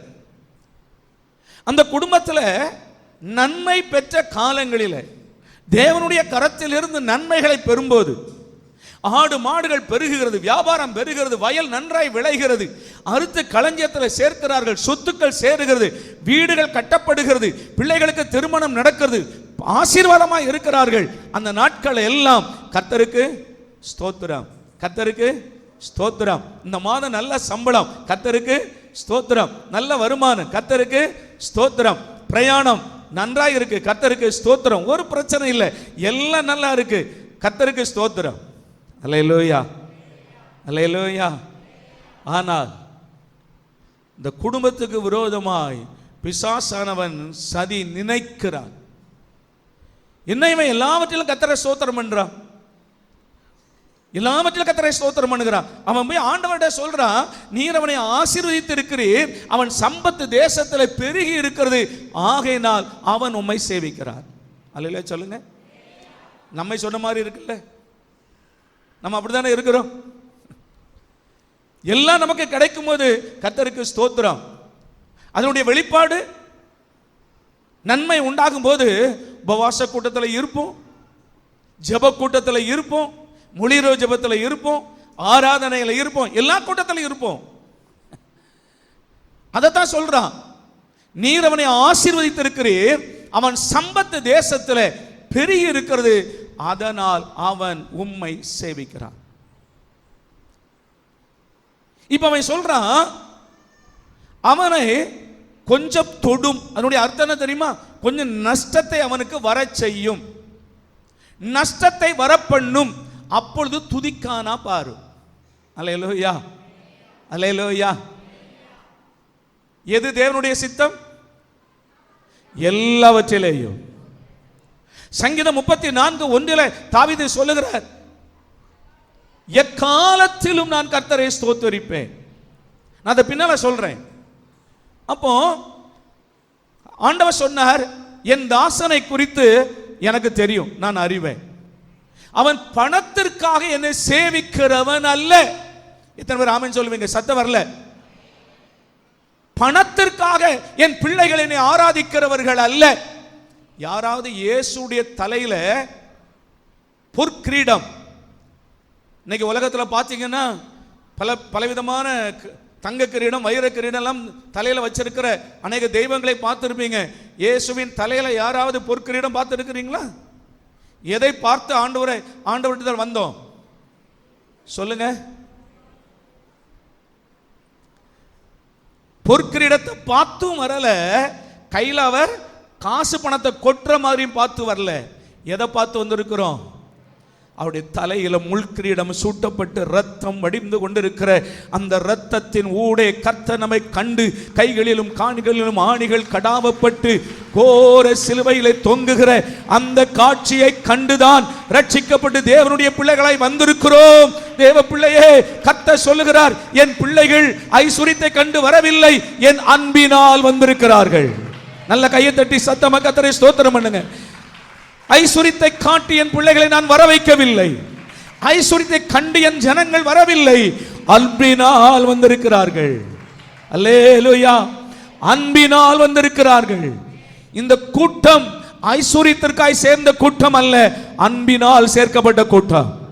ஆமென். இந்த அன்பினால் சேர்க்கப்பட்ட கூட்டமா இருக்கிறதுனால தான் பவுல் சொல்லுகிறான், மரணமானாலும் ஜீவனானாலும் நிர்வாணமானாலும் பசியானாலும் பட்டினியானாலும் நிகழ்காரியமானாலும் வரும் காரியங்களானாலும் தேவ தூதர்கள் ஆனாலும் அது எதுவானாலும் சரி, மரணமோ ஜீவனோ தேவனுடைய அன்பை விட்டு எங்களை பிரிக்க மாட்டாது என்று நான் நிச்சயித்திருக்கிறேன் என்று சொல்லுகிறான். கரங்களை தட்டி ஓ விசுவாசிக்கிற பிள்ளைங்க, நான் அப்படித்தான் வாழ்கிறேன். பணத்துக்காக ஆண்டவருக்கு பின்னால வரல, ஐஸ்வரியத்துக்காக வரவில்லை. அல்லேலூயா. ஆனால் முதலாவது தேவனுடைய ராஜ்யத்தையும் நீதியையும் தேடு, அப்பொழுது இவைகளெல்லாம் உனக்கு கூட கொடுக்கப்படும் என்று சொன்ன தேவன் நம்மை தரித்திரத்தில் வாழ வைக்கவில்லை. கர்த்தர் நம்மை ஐஸ்வரியத்தில் வாழ வைத்திருக்கிறார். ஏன்னா அவர் ஐஸ்வரிய சம்பந்தர். அல்லேலூயா. நம்முடைய தரித்திரங்களை எல்லாம் சிலுவையிலே சுமந்து தீர்த்திருக்கிறார். ஆனால் ஐஸ்வரியத்தை காட்டி நம்மை அழைக்கவில்லை. நீ ஆசீர்வாதமாய் இருப்பாய் என்று ஐஸ்வரியத்தை காட்டி ஆசை காட்டி கர்த்தர் நம்மை அழைக்கவில்லை. தேவன் நம்மை முள்முடியை காட்டி அழைத்திருக்கிறார். தம்முடைய ஆணிகள் பாய்ந்த கரத்தை நீட்டி, மகனே உனக்காக நான் மரித்தேன் என்று கர்த்தர் நம்மை அழைத்திருக்கிறார். ஆனால் சாத்தான் சொல்லுகிறான், நீர் அவனை தொடும், அவனுக்கு கஷ்டம் வரட்டும், கொஞ்சம் பாடு வரட்டும், கொஞ்சம் உபத்திரவங்கள் வரட்டும், அவன் தொடர்ந்து உம்மை துதிக்கிறானா பாரும், சேவிக்கிறானா பாரும், ஒரு பிரச்சனையும் இல்லை, அதனால கொஞ்சம் ஊழியத்துக்கெல்லாம் ஓடுறாங்க, ஒரு பிரச்சனையும் கிடையாது, ஊழியன்னு ஓடுறாங்க, ஜெபம் ஓடுறாங்க, உபவாச கூட்டத்துக்கு போறாங்க, ஆலயத்துக்கு வராங்க, கொஞ்சம் பிரச்சனைகளை விட்டு போறோம், பாடு வரட்டும், கொஞ்சம் உபத்திரவங்கள் வரட்டும், அப்போ செய்யறாங்களா பாரு. என்ன வந்தாலும் எது நடந்தாலும் அப்பாவை ஸ்தோத்தரிப்பேன், என்ன வந்தாலும் எது நடந்தாலும் அப்பாவை ஸ்தோத்தரிப்பேன். ஏசப்பா ஸ்தோத்திரம், ஏசப்பா ஸ்தோத்திரம், ஏசப்பா ஸ்தோத்திரம், ஏசப்பா ஸ்தோத்திரம். அல்லேலூயா. தேவனுடைய பிள்ளைகள் ஒரு நாளும் நமக்கு ஒரு காரியம் நடக்கல, நன்மை நடக்கல, திருமணம் ஆகல, குழந்தை வரல, ஐஸ்வர்யம் வரல, சுகம் ஆகல, இதனால நம்ம கர்த்தரை சேவிக்கிறோமா? இல்லைங்க. போன வாரம் நான் உங்களுக்கு சொன்னேன், அவரை நாங்கள் ஆராதிக்கிற தேவனை தப்புவிக்க வல்லவராய் இருக்கிறார். ஆனா தப்புவிக்காமற் போனாலும், அல்லேலூயா. அப்போ சாத்தான் சொல்றான், நீ தொட்டு பாரு. நல்லா கவனிங்க. கர்த்தர் சொன்னார், என் பிள்ளைய நான் தொட விரும்பலப்பா, ஆனா உனக்கு பெர்மிஷன் தாரேன், நீ தொட்டுக்க. அல்லேலூயா. நானே கட்டினவைகளை நான் இடிக்க விரும்பல, நீ இடிக்கணும்னு ரொம்ப ஆசைப்பட்டு வந்திருக்கிற, பெர்மிஷன் கேட்கிற. பேதுருவே, சுலகினால் புடைக்கிறதுக்கு சாத்தான் உத்தரவு கேட்டிருக்கிறான். நீங்க அவன் ரொம்ப விருப்பமா இருக்கிறான். என் பிள்ளைகள் பலவீனன்னு நினைக்கிறான், ஆசை காட்டி வந்ததை நினைக்கிறான், ஐஸ்வர்யத்துக்காக நீங்க வந்ததை நினைக்கிறான். அதுக்காக தான் ஞானஸ்நானம் எடுத்திருக்கிறீங்க. கோதுமை மாவுக்கும் ஏதோ ட்ரெஸ்ஸுக்கும் வந்திருக்கிறாங்க நினைக்கிறான். ஆனா என் பிள்ளைகள் அவங்க இரத்தத்தினால் மீட்கப்பட்டவர்கள் என்பதை சாத்தானுக்கு தெரியணும். கரங்களை தட்டி சொல்லுங்க, என் பிள்ளைகள் இரத்தத்தினால் மீட்கப்பட்டவர்கள் என்று சாத்தானுக்கு தெரியணும் என்று கர்த்தர் விசுவாசம் விரும்புகிறார். நம்மை குறித்து பிசாசு கையில் விட்டுட்டார், போ நீ வேணா பாரு. நம்ம மேல கர்த்தர் அவ்வளவு நம்பிக்கை வச்சிருக்கிற. அவன் சொல்லுங்க, எத்தனை பேர் சொல்றீங்க கர்த்தர் என்னை நம்புகிறார்? பவுல் சொல்கிறார், என்னை உண்மை உள்ளவன் என்று எண்ணி கர்த்தர் இந்த ஊழியத்தில் ஏற்படுத்தினார். நம்ம மேல கர்த்தர் ரொம்ப நம்பிக்கை வச்சிருக்கிறார். எத்தனை பிள்ளைகள் அவருடைய நம்பிக்கைக்கு பாத்திரமா இருப்பீங்க? அல்லேலூயா. ஏதோ உலக மக்கள் சொல்லலாங்க, ஏதோ ஒரு விருப்பத்துக்காக காரியத்துக்காக நான் வந்தேன், இது நடக்கல, அதனால நான் திரும்ப போக மாட்டேன். நோ நோ, வாழ்ந்தாலும் மரித்தாலும் கர்த்தருக்காக. அல்லேலூயா, ஸ்தோத்திரம். இப்போ சாத்தான் எல்லாவற்றையும் அழிக்கிறான். ஐஸ்வர்யங்கள் அழிந்தது, ஆடு மாடுகள் மரித்தது, பிள்ளைகள் 10 பிள்ளைகளும் ஒரே நாளில் செத்து போனால், கட்டடம் இடிந்து விழுந்து செத்து போன, எல்லாம் அவுட்டுங்க, எல்லாம் போயிட்டு ஒண்ணுமே இல்லை. இந்த சூழ்நிலைமை வந்தா என்ன பண்ணுவோம்? அப்படியே நிறுத்தி கேட்க, தேவனுடைய சித்தம் எது? பரலோகத்தில் இருக்கிற தேவனுடைய சித்தம் எது? எல்லாவற்றிலேயும் கர்த்தரை ஸ்தோத்திரம் பண்ணணும். அல்லேலூயா, இதுதான் தேவனுடைய சித்தம். எல்லாம் போய்விட்டது. நல்ல கவனி, எல்லாம் போய்விட்டது. வாசிப்போமா? யோபுவின் புத்தகம் முதல் அதிகாரம் 19, 20, 21 வாசிங்க.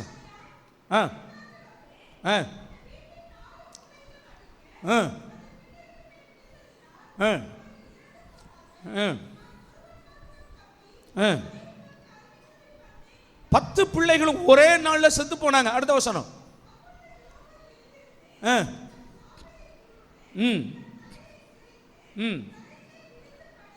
தரையிலே விழுந்து பணிந்து,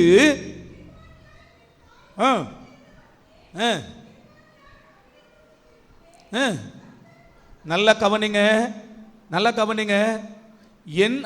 ஏன் தெரியுமா யோபு வந்து தவறு செய்யல? ஏன் தெரியுமா யோபு பாவம் செய்யல? அப்படியே கீழே வந்து மாஸ்டருங்க, அந்த கீழே முடிச்சிருங்க, நான் அப்புறம் விளக்குறேன். கர்த்தர் கொடுத்தார், கர்த்தர் எடுத்தார். கர்த்தருடைய நாமத்துக்கு சொன்ன யோபுவுக்காய் கர்த்தருக்கு ஒரு கரங்களை தட்டுவோமே. அல்லேலூயா. எல்லாவற்றிலேயும் கர்த்தரை ஸ்தோத்திரம் பண்ணுங்கள். இப்படி செய்வதே கிறிஸ்து இயேசுக்குள் பிதாவின் சித்தமாயிருக்கிறது. அல்லேலூயா, அல்லேலூயா. எல்லாவற்றிலையும் யோபு என்ன பண்ணானா? கர்த்தருக்கு இந்த சூழ்நிலைமையிலே இனி தன் வாழ்க்கையில இருக்கு என்று சொல்லுகிறதுக்கு ஒண்ணு இல்லைங்க. அந்த நிலைமையில இருந்து கொண்டு கர்த்தருக்கு ஸ்தோத்திரம் செலுத்தினார். ஏன் செலுத்தினான் அதை விளக்கிறேன் உங்களுக்கு. எப்படி செலுத்த முடியும்? நீங்கள் ஆனாலும் நான் ஆனாலும் எப்படி செலுத்த முடியும்? நீங்களும் செலுத்த முடியும், நானும் செலுத்த முடியும். எப்போ தெரியுமா? கொடுத்தவைகள் எல்லாம் ஏன் உழைப்பு, ஏன் பலன், ஏன் திறமை, நான் சம்பாதித்தேன் என்று எவன் ஒருவன் சொல்லுகிறானோ அது இழந்த உடனே இவன் விழுந்து போவான். என்னைக்கு நான் சம்பாதிச்சேன், ஏன் பலன், நான் கட்டினேன், எல்லாம் ஏன் திறமை தான், ஏன் பணம் தான், நான் இல்லைன்னா செய்ய முடியுமா, எல்லாம் நான் தான் என்றைக்கு ஒருத்தன் சொல்றானோ அவன் நம்பிக்கை யார் மேல வச்சிருக்கிறான்?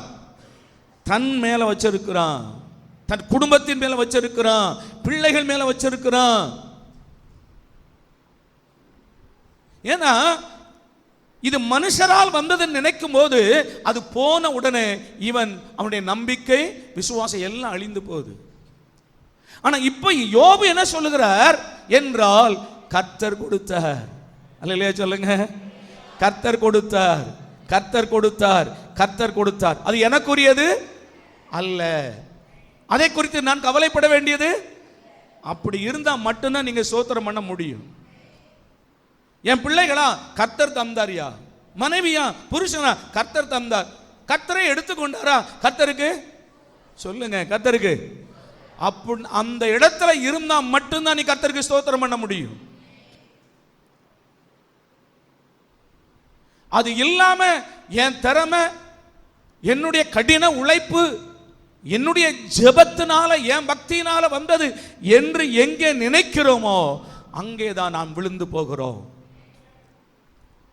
அப்போ கவனிங்க, யோபு சொல்கிறார் எல்லாவற்றிலையும் கர்த்தருக்கு ஸ்தோத்திரம் பண்ணினார். கர்த்தர் கொடுத்தார், கர்த்தர் எடுத்தார், கர்த்தருக்கு ஸ்தோத்திரம். ஆனால் அங்க இன்னொரு ஆத்துமா இருக்கு. யோபுவின் மிஸ்ஸஸ் யோபு இருக்கிறாங்க. அந்த அம்மா என்ன சொல்றாங்களா சொல்லுங்க, என்ன சொல்றாங்க? இன்னும் உத்தமத்தில் உறுதியாய் என்னையா சோத்திரம் சோத்திரம் சோத்திரம். நீர் சோத்திரம் சொல்லும் போதெல்லாம் எனக்கு ஆத்திரமா வருது. சும்மா சோத்திரம் சோத்திரம் காது. ஆடு மாடெல்லாம் செத்து போச்சு. இவ்வளவு நாளா நமக்கு எதை சொத்து நினைத்து கொண்டிருந்தோம், எல்லாமே செத்து போச்சு, எல்லாம் போச்சு, என்ன சோத்திரம் சொல்றாங்களா? இன்னுமா சோத்திரம் பண்ற? இத்தனை வருஷம் ஆச்சு, ஒரு நன்மையும் காணும், என்ன சோத்திரம்? நீ சோத்திரம் சொல்லும் போதெல்லாம் எனக்கு ஆத்திரமா வருது. நீ ஜெபம் பண்ணும் போதெல்லாம் எனக்கு ஆத்திரமா வருது. நீ பைபிள் படிக்கும் போதெல்லாம் எனக்கு ஆத்திரமா வருது. நிறுத்து ஜெபத்தை. நான் சொல்றேன், இது மனுஷன் சொல்லல, யோபுவின் மனைவி சொல்லல. யோபுவின் மனைவியின் மூலமாய் ஆதியில சர்ப்பத்துக்குள் புகுந்து பேசினானே, அதே சாத்தான் யோபுவின் மனைவிக்குள்ளும் புகுந்து பேசுகிறான். நல்லா கவனிங்க. இன்னுமா உத்தமத்திலே தரித்திருக்கிறாய். அந்த தேவனை தூஷித்து, ஆமென், அந்த தேவனை தூஷித்து ஜீவனை விடு. ஆண்டவருக்கு ஸ்தோத்திரம். இதைத்தானே எதிர்பார்க்கிறான் பிசாசு. ஆனால் எல்லாவற்றிலையும் யோபு கர்த்தரை ஸ்தோத்திரம் பண்ணினான். தாவீது ஸ்தோத்திரம் பண்ணினான். அநேகம் தேவ பிள்ளைகள் கர்த்தரை துதித்தார்கள். கர்த்தர் நல்லவருடைய கிருபை என்றும் உள்ளது என்று கர்த்தரை துதித்தார்கள். பவுலும் சீலாவும் அடித்து நொறுக்கப்பட்டு சரீரம் முழுவதும் பிக்கப்பட்டு காயப்படுத்தப்பட்டு அவர்கள் சிறையில் அடைக்கப்பட்டு தொழு மரத்திலே மாட்டப்பட்டாலும் கர்த்தரை துதித்து பாடினார்கள். இப்ப நான் ஒரு பெரிய பட்டியலை நான் உங்களுக்கு சொல்லுவேன். தேவனை துதித்து ஆராதிக்கிற அந்த பாடுகள் மத்தியில கர்த்தரை துதிக்கிற பிள்ளைகள் எல்லாருடைய வாழ்விலும் கர்த்தர் இழந்து போன எல்லாவற்றையும் தேவன் ரெண்டத்தனையாய் திரும்ப கொடுக்க முடியும். கட்டுகளை அறுக்க முடியும். இழந்து போன எல்லாவற்றையும் திரும்ப பெற்றுக்கொள்ள முடியும். பட்ட மரத்தை திரும்ப துளிர்க்க வைக்க முடியும். செத்து போன பிள்ளைகளை திரும்ப கொடுக்க முடியும்.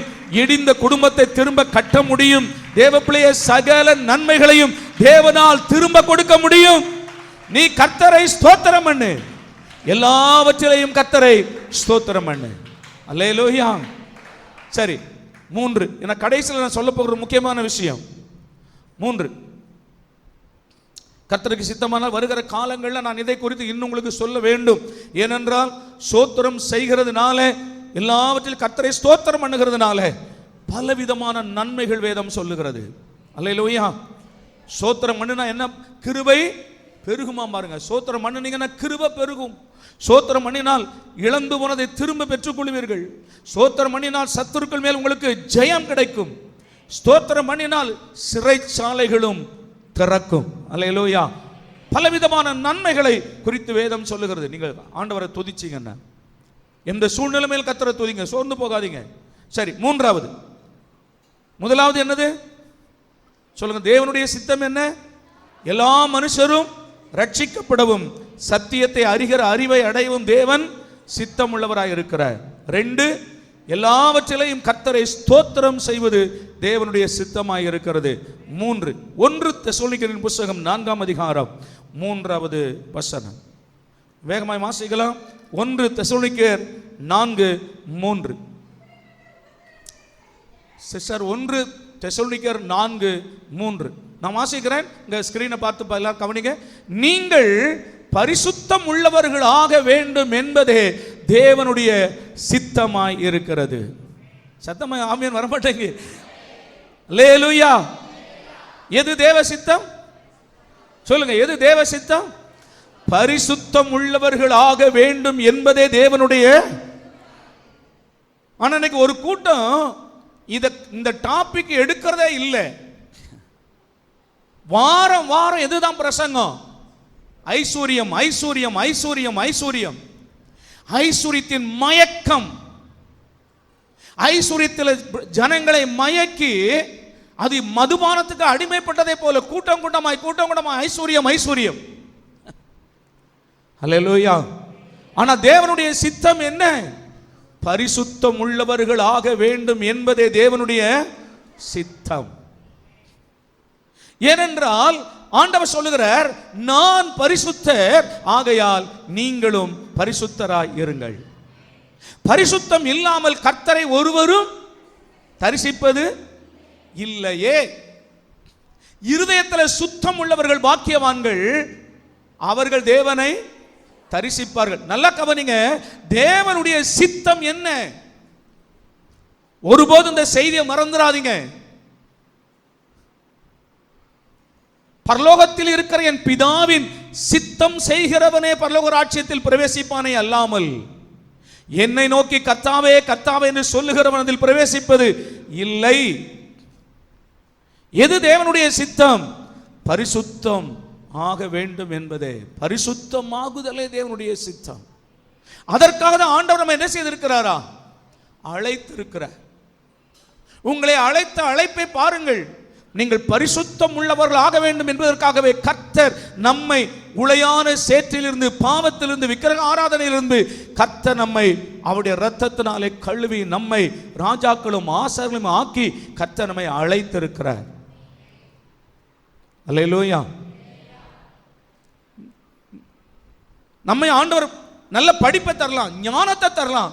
ஆனா தேவனுடைய இருதயத்தில் இருக்கிறது எல்லாமே என்னதான்? என் பிள்ளைகள் பரிசுத்தமாகணும், என்னை போல மாறணும். ஐஸ்வர்யத்தை தரலாம், ஆனா ஆண்டுடைய மனதில் இருப்பது என்ன? என் பிள்ளைகள் என்னை போல மாறணும்.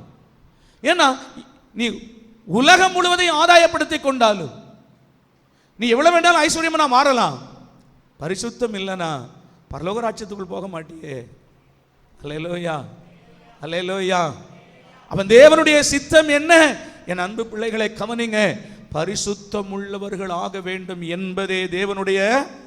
சரி, இது ஒரு நாளையில மாறிடுதா? சொல்லுங்க. உண்மையாய் ரட்சிக்கப்பட்ட பிள்ளைகள், கொஞ்சம் கவனிங்க, உண்மையா நான் சொல்றது மறுபிறப்பின் அனுபவத்தை அடைந்தவர்கள் ரட்சிக்கப்பட்ட அன்றைக்கு சுத்தமான வெள்ளை பேப்பரை போல என்ன பண்றாங்க? இயேசுவின் இரத்தத்தினால கழுவப்பட்டு மாறி விடுகிறார்கள். அதுல எந்த மாற்றமும் இல்லை. ஆனா நீ அன்றைக்கே மரித்தாயானால் இன்றைக்கு என்னோடு கூட பரதேசில் இருப்பாய் என்று சொல்லி இருக்கிறபடி போயிடலாம், மாற்றமே இல்லை. ஆனால் எந்த உலகத்தில் வாழ்கிறோம்? சிலுவையிலிருந்து கீழே இறங்குனீங்கன்னா சாக்கடை நிறைந்த உலகத்தில் தான் மறுபடியும் காலை வைக்கணும். பொல்லாப்பு நிறைந்த உலகத்தில் தான். நீ அப்படியே போயிட்டேன்னா பிரச்சனை இல்லை.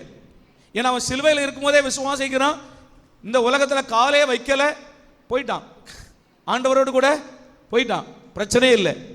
அதனால கள்ள ஞானசானம் எடுக்கல, மறுபடியும் அவன் சத்தியத்தை கேட்கல, சபைக்கு வரல, ஊழியம் செய்யல, காணிக்க கொடுக்கல, தசம பாகத்தை கொடுக்கல, எதையுமே பண்ணல, அப்படியே போயிட்டான். ஆனா நாம ரட்சிக்கப்படும் போது சிலுவையிலிருந்து எங்க இறங்குறோம்? சிலுவையில் மூலமா தான் ரட்சிக்கப்படுகிறோம். ரட்சிக்கப்படும் இந்த காலை மறுபடியும் எங்க வைக்கிறோம்? பாபிலோன்ல தான் காலை வைக்கிறோம். பாவம் நிறைந்த இந்த உலகத்துல தான் காலை வைக்கிறோம். அப்ப இந்த உலகத்துல பலவிதமான பாடுகள், உபத்திரவங்கள், அசுத்தங்கள், அருவருப்புகள் எல்லாம் நிறைந்த உலகம். இதுல நீங்க இப்போ வீட்டில் நல்லா ஃப்ரெஷ்ஷாக குளிச்சுட்டு பியூர் ஒயிட்டாக ட்ரெஸ்ஸை போட்டு சர்ச்சுக்கு வாரீங்க. திரும்பி போகும்போது கொஞ்சம் வீட்டில் போய் கண்ணாடியை போட்டு உங்கள் ட்ரெஸ்ஸை பாருங்கள். என் ட்ரெஸ்ஸை நான் பார்க்குறேன், ஒரு வாரம் போட்டால் அடுத்த வாரம் சொல்லுங்க, எதை அழுக்காக்கணுமா? நாம் எங்கேயாவது அழுக்காக்கணுன்னா, இல்லை கிரவுண்டில் போய் விளையாடணுன்னா, ஃபுட்பால் விளையாடணும், கிரிக்கெட் விளையாடணும், அதனால் அழுக்காயிடுச்சு. சர்ச்சுக்கு வாரம் அப்படியே சேரில் உட்காரேன், பிரசங்கம் பண்ணுறேன், வீட்டுக்கு போகிறேன், இல்லை. ஆனால் வீட்டில் போய் பார்த்தீங்கன்னா அங்கங்கே என்ன இருக்கும்? எப்படி வந்தது சொல்லுங்க? உலகத்துக்குள்ள தான் வாழ்றோம். அல்லேலூயா. நீ விரும்பினாலும் விரும்பாவிட்டாலும் அழுக்குகள் உன்மேல் வரும். அதனால தான் ஆண்டவர் எதை வச்சிருக்கிறாரா? திரும்ப திரும்ப திரும்ப திரும்ப நம்மை சுத்திகரித்து கொண்டே இருக்கிறார். வசனத்தால் கழுவுகிறார், ஆவியானவரால் சுத்தம் பண்ணுகிறார். திரும்ப திரும்ப தேவன் என்ன பண்றாராம்? சுத்திகரித்து கொண்டே இருக்கிறார். எதுவரைக்கும்? எதுவரைக்கும்? ஒன்று நம்முடைய மரணம், இல்லைன்னா கர்த்தருடைய வருகை வரைக்கும் கர்த்தர் நம்மை அவருக்கு ஒப்பாக. வாசிக்கலாம்.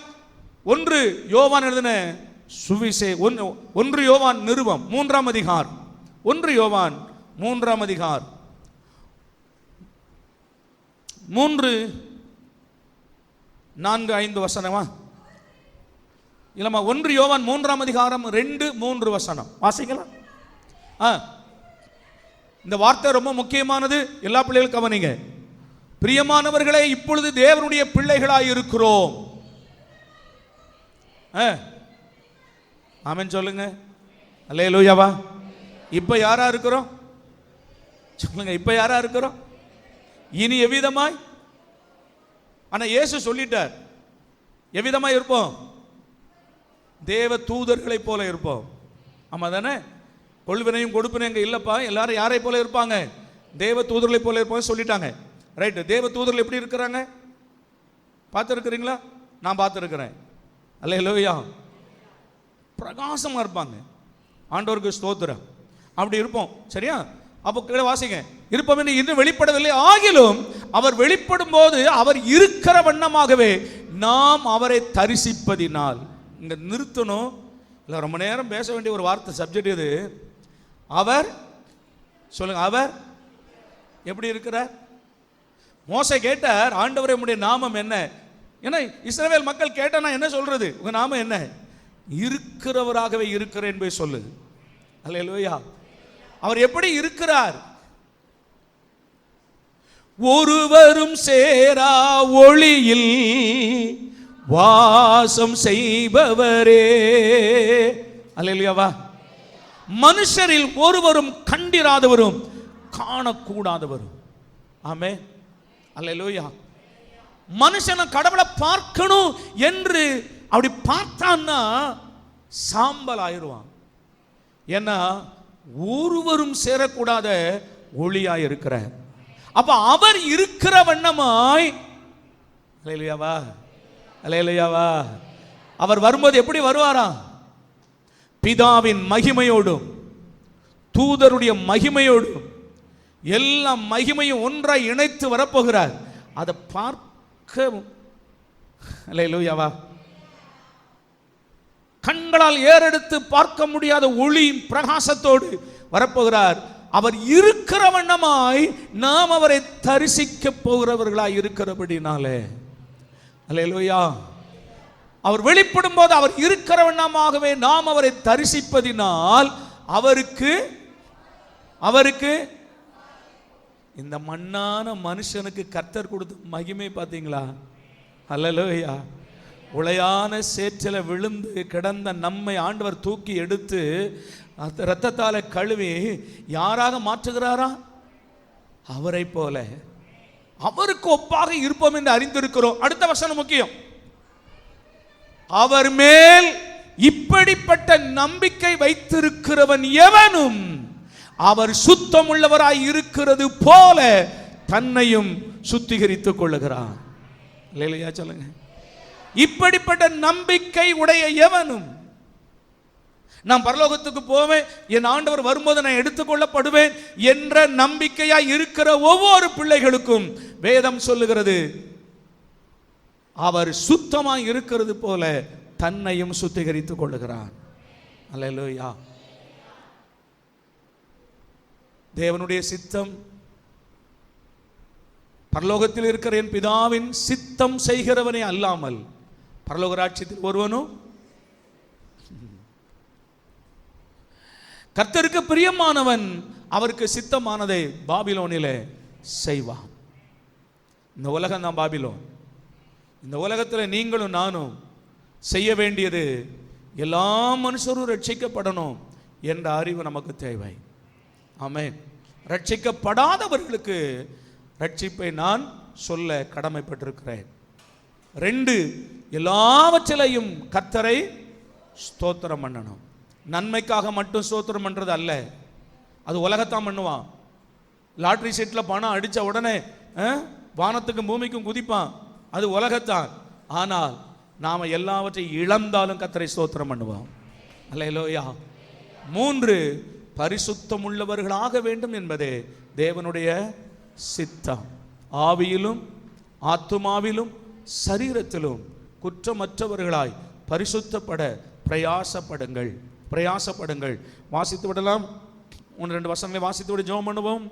2 கொரிந்தியர் 7ஆம் அதிகாரம் 1 வசனம். நிறைய வசனங்களை நான் விட்டுட்டேன், நமக்கு நேரம் இல்லை, அதனால 2 கொரிந்தியர் 7ஆம் அதிகாரம் 1 வசனம், ரோமர் 6ஆம் அதிகாரம் 22வது வசனம்.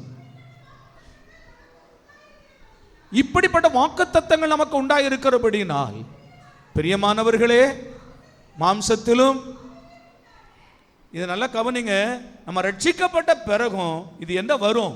இந்த மாம்சத்திலும் ஆவியிலும் சில அசூசிகள். ஏன்னா உலகத்தில் தானே இருக்கிறோம். ஏன்னா நீங்கள் சும்மா அப்படியே ரோட்டில் நடந்து போனால் கூட, பியூர் ஒயிட்டாக நீங்கள் நடந்து போனால் கூட காற்றை அடித்து உங்கள் மேலே, அப்போ சில அசூசிகள் நம்ம மேலே வரத்தான் செய்யுது. உலகத்துக்குள்ள தான் வாழுகிறோம், சில அசூசிகள் வருகிறது. ஆவியிலும் மாம்சத்திலும் ஆவியிலும் உண்டான எல்லா அசூசிகளும் நீங்க நம்மை சுத்திகரித்து கொண்டு பரிசுத்தமாகுதலை தெய்வ பயத்தோட பூரணப்படுத்த கடவோம். அல்லேலூயா சொல்லுங்க. பரிசுத்தமாகணும் என்கிற விருப்பம் வேணும் நமக்குள்ள.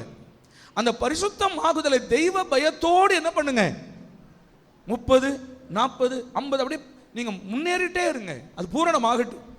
கடைசியா ஒரு வசனம், ரோமர் 6ஆம் அதிகாரம் 22வது வசனம். இப்பொழுது நீங்கள்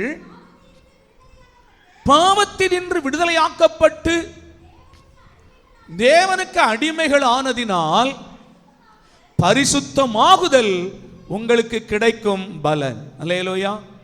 நீங்க நல்லா யோசித்து பாருங்க. பணம் பணம் பணம் பணம், பங்களா, காரு, சொத்து, நகை, இதை பற்றியே பிரசங்கிக்கிற அது நடுவில் நீங்க சத்தியத்தை சரியா கவனிச்சு பாருங்க. எது நம்முடைய பலன் சொல்லுங்க? எது நம்முடைய பலன்? பரிசுத்தமாகுதலே நம்முடைய பலன். இதற்காக தான் இயேசு சிலுவையில் ரத்தம் சிந்தி நம்மை மீட்டுக் கொண்டார். பரிசுத்தமாக வேண்டும் என்பதே தேவனுடைய சித்தமாய் இருக்கிறது. பரிசுத்தமாகுதலே உங்களுக்கு கிடைக்கும் பலன். முடிவோ நித்திய ஜீவன். அல்லேலூயா.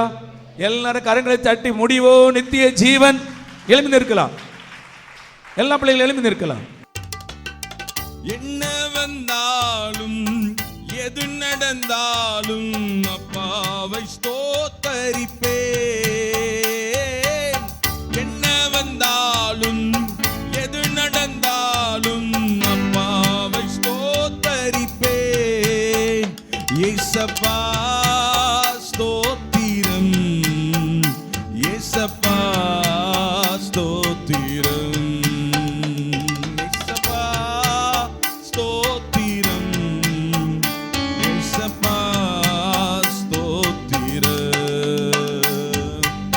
தாவீதைப் போல நடனமாடி அப்பாவை ஸ்தோத்தரிப்பேன். தாவீதைப் போல நடனமாடி அப்பாவை ஸ்தோத்தரிப்பேன். கைத்தாளத்தோடும் மத்தாளத்தோடும் அப்பாவை ஸ்தோத்தரிப்பேன். கைத்தாளத்தோடும் மத்தாளத்தோடும் அப்பாவை ஸ்தோத்தரிப்பேன்.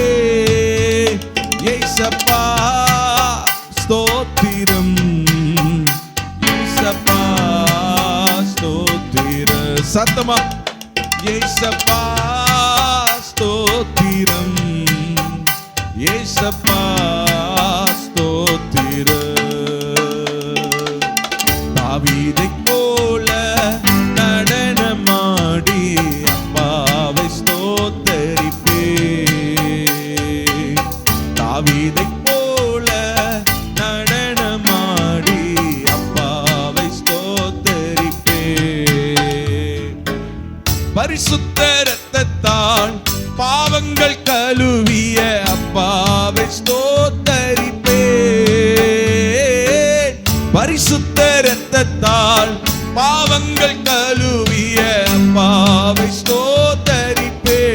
எல்லாரும் சேர்ந்து ஏசப்பா ஸ்தோத்திரம், ஏசப்பா ஸ்தோத்திரம். சொல்லுங்க சத்தமா, ஏசப்பா ஸ்தோத்திரம், ஏசப்பா ஸ்தோத்திரம். மறுபடியும் கூட ஏசப்பா ஸ்தோத்திரம். கர்த்தர் கொடுத்தார், கர்த்தர் எடுத்தார், அவருடைய நாமத்திற்கு ஸ்தோத்திரம். தாவீதை போல நடனமாடி அப்பாவை ஸ்தோத்தரிப்பே, தாவீதை போல நடனமாடி அப்பாவை ஸ்தோத்தரிப்பே. ஹல்லேலூயா, ஹல்லேலூயா, ஹல்லேலூயா. எல்லா பிள்ளைகளும் கண்களை மூடி தேவனுடைய வார்த்தையை திரும்ப உடைய மனதிலே கொண்டு வாங்க.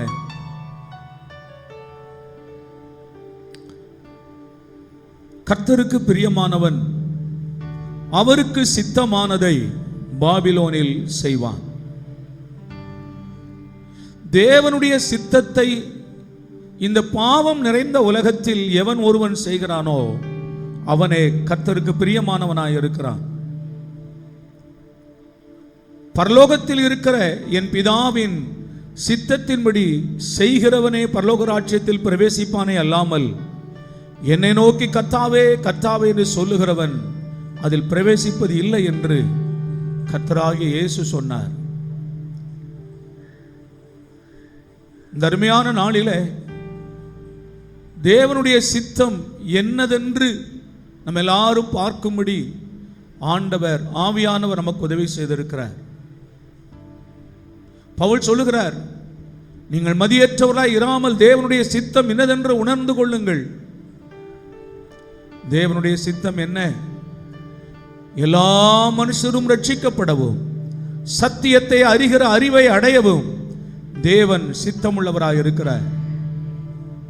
நம்முடைய குடும்பத்தில் ரட்சிக்கப்படாமல் இருக்கிறவர்கள் ரட்சிக்கப்படணும். நம்முடைய தெருக்களில், ஊர்ல, பட்டணத்தில் இருக்கிற மக்கள் எல்லாரும் ரட்சிக்கப்படணும். மகனே மகளே, உன்னை ஆண்டவர் ரட்சித்து வைத்திருப்பது நோக்கம் அதுதான். கரங்களை உயர்த்தி, ஆண்டவரே உம்முடைய சித்தத்தை நான் அறிந்திருக்கிறேன். ஹல்லேலூயா. எஜமானுடைய சித்தத்தை அறிந்தும் அதன்படி செய்யாதவன் அநேக அடிகள் அடிக்கப்படுவான் என்று சொல்லுகிறது. ஆண்டவரே, இன்றைக்கு நான் உம்முடைய சித்தத்தை நான் ஊழியக்காரன் மூலமாய் நான் அறிந்திருக்கிறேன். தெரியாது என்று சொல்ல முடியாது, நான் அறிந்திருக்கிறேன். ஆண்டவரே, என் குடும்பத்திலே ரட்சிக்கப்படாதவர்கள் ரட்சிக்கப்படணும். ரட்சிக்கப்பட்டவர்கள் சத்தியத்தை அறிகிற அறிவை அடையணும். என் குடும்பத்தில் இன்னும் சத்தியத்தை அறிகிற அறிவை அடையாதபடி ஞாயிற்றுக்கிழமை ஆலயத்துக்கு வரல, நான் வந்திருக்கிறேன். என் குடும்பத்தை சார்ந்தவர்கள் வரல. காரணம், திருவிருந்து ஆராதனைக்கு மட்டும் வந்தால் போதும் என்று எண்ணுகிறார்கள். சத்தியத்தை அறியாதவர்களாய் இருக்கிறார்களே. கர்த்தருடைய நாளில், கர்த்தருடைய பரிசுத்த ஓய்வு நாளிலே உனக்கு இஷ்டமானதை செய்யாதே என்று சத்தியம் சொல்லுகிறது. என் குடும்பத்தில் அநேகர் ஆண்டவரே சத்தியத்தை அறியாதவராய் இருக்கிறார்கள். தேவனே, அவர்கள் சத்தியத்தை அறியணும். இந்த சபையில் இருக்கிற பிள்ளைகள் அனைவரும் சத்தியத்தை அறிகிற அறிவை அடையணும். கரங்களை உயர்த்தி எல்லா பிள்ளைகளும் கேளுங்க ஆண்டவர்கிட்ட. ஆண்டவரே, உமக்கு ஸ்தோத்திரம். நாங்கள் ரட்சிக்கப்பட்டது மட்டுமல்ல, சத்தியத்தை அறிகிற அறிவை அடையும்படி கர்த்தர் எங்களுக்கு கிருபைகளை தாரும். சத்தியத்தை அறியாததினால் அல்லவோ தப்பான எண்ணம் கொள்ளுகிறீர்கள் என்று இயேசு சொன்னார். ஹல்லேலூயா, ஹல்லேலூயா. மாத்திரமல்ல, எல்லாவற்றிலையும் கர்த்தரை ஸ்தோத்திரம் பண்ணுவது தேவனுடைய சித்தமாய் இருக்கிறது. என் பிள்ளைகளே, கஷ்டம் வரும்போது, மரணங்கள் வரும்போது, பாடுகள் வரும்போது, இழப்புகள் வரும்போது ஆண்டவரை துதிக்கிறோமா? கர்த்தரை ஸ்தோத்தரிக்கிறோமா? இந்த காரியங்களுக்காய் தேவனை ஸ்தோத்திரம் என்று சொல்லுகிறோமா? ஏற்பட்ட நஷ்டத்திற்காகவும் ஸ்தோத்திரம் பண்ணுகிறோமா? நன்மை வரும்போது ஸ்தோத்திரம் பண்ணுகிற நாம் இழப்பு வரும்போது ஸ்தோத்திரம் பண்ணுகிறோமா? கர்த்தர் நம்மில் எதிர்பார்க்கிறார். எல்லாவற்றிலேயும் என் தேவனை ஸ்தோத்திரம் பண்ணுவது, அதுதான் தேவனுடைய சித்தம். வாயை திறந்து எல்லா பிள்ளைகளும் எல்லாவற்றுக்காக நன்றி ஆண்டவரே, ஸ்தோத்திரம் ஆண்டவர். நல்ல வாயை திறந்து சொல்லுங்க. இதுவரைக்கும் கர்த்தர் எங்கள் வாழ்க்கையில் நீர் செய்த எல்லாவற்றுக்காக ஸ்தோத்திரம், எல்லாவற்றுக்காக நன்றி ஆண்டவரே. லாபத்திற்காகவும் நன்றி, நஷ்டத்திற்காகவும் நன்றி ஆண்டவரே. நீர் எங்களுக்கு கொடுத்த ஆண்டவரே எல்லாவற்றுக்காக ஆண்டவரே நன்றி ஆண்டவரே. பலத்துக்காக, பலவீனத்திற்காக நன்றி ஆண்டவரே. நல்ல சுகத்திற்காக நன்றி, சுகவீனம் வந்தாலும் நன்றி. ஆனால் கர்த்தரோ எங்கள் பலவீனங்களை எல்லாம் ஏற்றுக்கொண்டு எங்கள் நோய்களை எல்லாம் சிலுவையில் சுமந்திருக்கிறீர். உம்முடைய தழும்புகளால் நாங்கள் சுகமானோம், அதற்காக ஸ்தோத்திரம். ஒருவேளை பவுலை போல எங்கள் வாழ்க்கையில ஏதாகிலும் ஒரு முள் வருமானால் அதற்காக நாங்கள் முறுமுறுக்கிறவர்கள் அல்ல, அதற்காகவும் கர்த்தரை நாங்கள் ஸ்தோத்தரிப்போம் ஆண்டவரே. கரங்களை தட்டி ஆமென் சொல்லுங்க. அதற்காக நாங்கள் முறுமுறுக்க மாட்டோம். யோபுவை போல ஒருவேளை எங்கள் வாழ்க்கையில வருமானாலும், சாத்ராக் மேஷாக் ஆபேத்நேகோவின் வாழ்க்கையில் வந்தது போல வருமானாலும் நாங்கள் கர்த்தரை துதிப்போம் ஆண்டவரே. அப்போஸ்தலனாகிய பவுலும் சீலாவும் சிறையில் அடைக்கப்பட்டதை போல வாழ்க்கையில் வந்தால் கர்த்தரை துதிப்போம் ஆண்டவரே. அல்லேலூயா, ஸ்தோத்திரம், ஸ்தோத்திரம், ஸ்தோத்திரம். கடைசியாக வேதம் சொல்லுகிறது, நாம் பரிசுத்தம் உள்ளவர்கள் ஆக வேண்டும் என்பது தேவனுடைய சித்தம். எத்தனை பேர் இந்த காலவேளையில் ஆண்டவருக்கு முன்பதாக மனசாட்சியில இயேசு என்னை இரத்தத்தால கழுவினார், இன்றைக்கு நான் கழுவப்பட்டவனாக இருக்கிறேன் என்று சொல்ற பிள்ளைங்க எத்தனை பேர் இருக்கிறீங்க? இயேசு என்னை இரத்தத்தால கழுவினாரே, நான் அதே கழுவப்பட்ட நிலைமையில மறுபடியும் இந்த உலகத்தில் சில குறைவுகள் வரும்போது, அசூசிகள் வரும்போது அதை நான் அறிக்கையிட்டு என்னை சுத்திகரித்துக் கொண்டு அனுதினமும் என்னை சுத்திகரித்துக் கொண்டு ஓடிக்கொண்டு இருக்கிறேன் என்று சொல்லுகிற பிள்ளைகள் எத்தனை பேர் உண்டு? முடிவு பரியந்தம் நிலை நிற்பவனை ரட்சிக்கப்படுவான். அவர் வரும்போது அவருக்கு ஒப்பாக இருப்போம். இப்படிப்பட்ட நம்பிக்கை உள்ளவன் எவனும் அவர் சுத்தமுள்ளவராய் இருக்கிறது போல தன்னையும் சுத்திகரித்துக் கொள்ள வேண்டும் என்று சொல்லுகிறது. ஸ்தோத்திரப்பா தகப்பனே, உமக்கு நன்றி. ஓ ஹல்லேலூயா. இந்த வார்த்தையின்படி வாழ்கிறதற்கு கர்த்தர் எங்களுக்கு பலனும் கிருபையும் தந்து எங்களை ஆசீர்வதித்து கர்த்தர் எங்களை அனுப்புவீராக. ரெண்டு கைகளை உயர்த்தி ஆண்டுடைய பிள்ளைகள் எல்லாரும் கர்த்தரை ஸ்தோத்திரம் பண்ணுங்க. தெய்வமே, இந்த வார்த்தையின்படி வாழ்கிறதற்கு ஒவ்வொரு பிள்ளைகளுக்கும் பலனும் கிருபையும் தேவன் தாரும். பரிசுத்த ஆவியானவர் உமக்கேற்ற மணவாட்டியாய் உம்முடைய பிள்ளைகளை அலங்கரிக்க வேண்டுமாய் செபிக்கிறோம். ஆவி ஆத்துமா சரீரத்தில் சுத்திகரிக்க வேண்டுமா நாங்கள் செபிக்கிறோம். தகப்பனே, எங்களுக்குள் இருக்கிற எந்த விதமான அசூசிகள், யார் மேலும் கசப்புகள், யார் மேலும் வைராக்கியங்கள், தேவையில்லாத பிரச்சனைகள் வராமல் காத்துக்கொள்ளுங்க ஆண்டவரே. ஒன்றும் எங்களை கரைபடுத்தாமல் காத்துக்கொள்ளுங்க. செலுத்தப்பட காணிக்கைகளை கர்த்தர் ஆசீர்வதியும். நூறத்தனை ஆய்முடைய பிள்ளைகளுக்கு திரும்ப தாரும். எல்லா துதியும் கனமும் மகிமையும் கர்த்தருக்கே செலுத்துகிறோம். கர்த்தராகிய இயேசு கிறிஸ்துவின் நாமத்தில் வேண்டிக் கொள்கிறோம் எங்கள் நல்ல பிதாவே, ஆமென். நம்முடைய கர்த்தராகிய இயேசுவின் கிருபையும் பிதாவாகிய தேவனுடைய அன்பும் பரிசுத்த ஐக்கியமும் இன்றும் என்றும் சதா காலங்களில் நம் அனைவரோடும் சகல பரிசுத்தவான்களோடும் நிலைத்திருப்பதாக, ஆமென். என் ஆத்துமாவே கர்த்தரை ஸ்தோத்தரி, என் முழு உள்ளமே உடைய பரிசுத்த நாமத்தை ஸ்தோத்தரி. என் ஆத்துமாவே கர்த்தரை ஸ்தோத்தரி, கர்த்தர் செய்த சகல உபகாரங்களை மறவாதே, ஆமென்.